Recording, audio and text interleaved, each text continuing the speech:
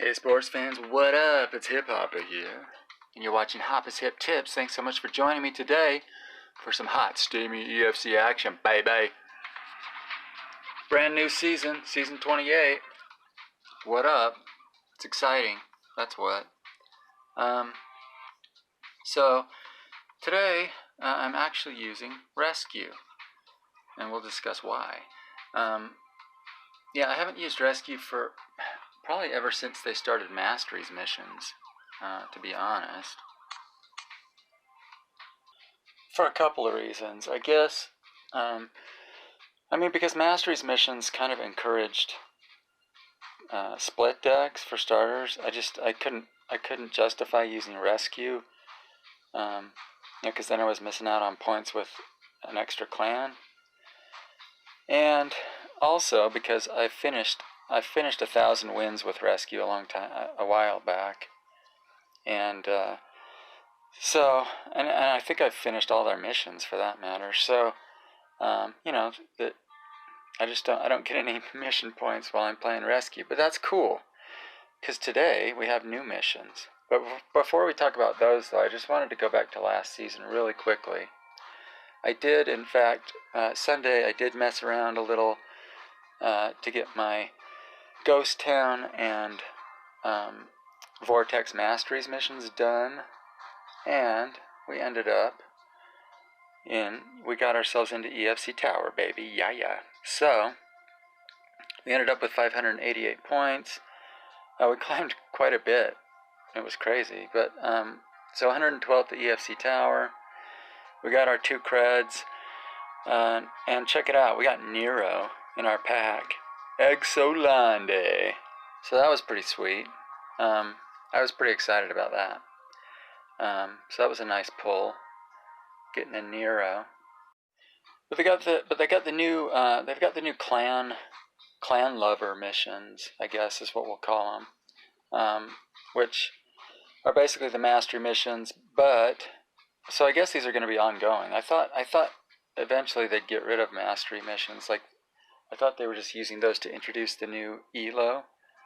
But we've had them for like the past 4 seasons or something. So I guess they're here to stay. And the new missions now are these clan lover missions. Are actually they might go a little quicker. I hope some of these actually go a little quicker. So instead of just straight winning 15 fights, each clan has their own little missions to do. Rescue, for example, which I'll be using, is like win 50 life with Rescue, right? And so I think that will encourage. That helps now with the mono deck situation. Like I said, when the Masteries missions were going, I didn't want to do any mono decks, because it's like, you're just kind of wasting. If you're using a split deck, you're getting basically, you're killing 2 birds with 1 stone. If you do a mono deck, it just, you're only getting points with 1 clan. So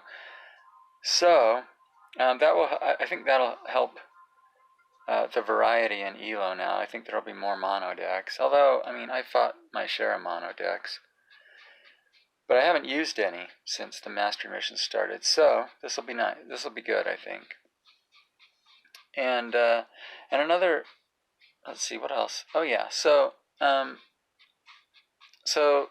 go along with this, there's a new pack in the shop. For 20 creds, you get 5 characters, and they're basically just the different characters from the clans. Here's the list here. So it's just characters that help you get those different clan lover missions finished, if you don't have them already.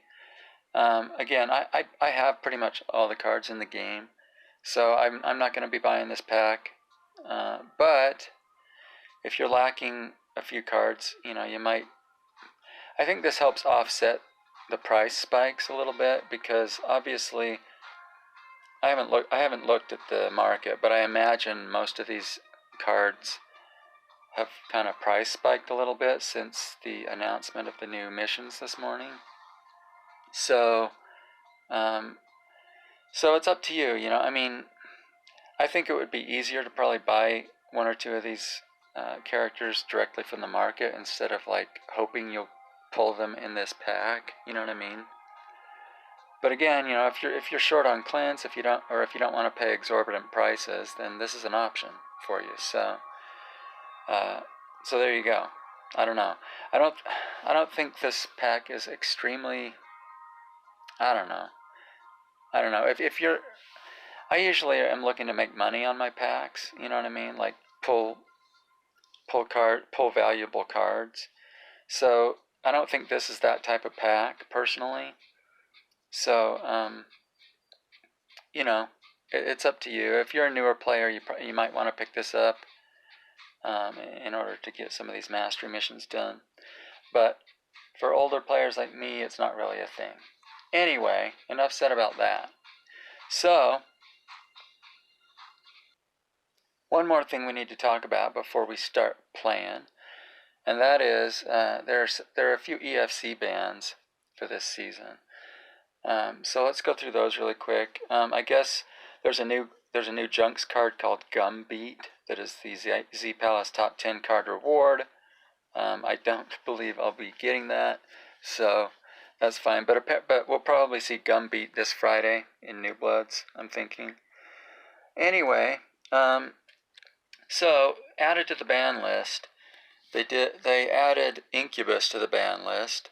So I guess I'm glad I used him last week because he's banned, and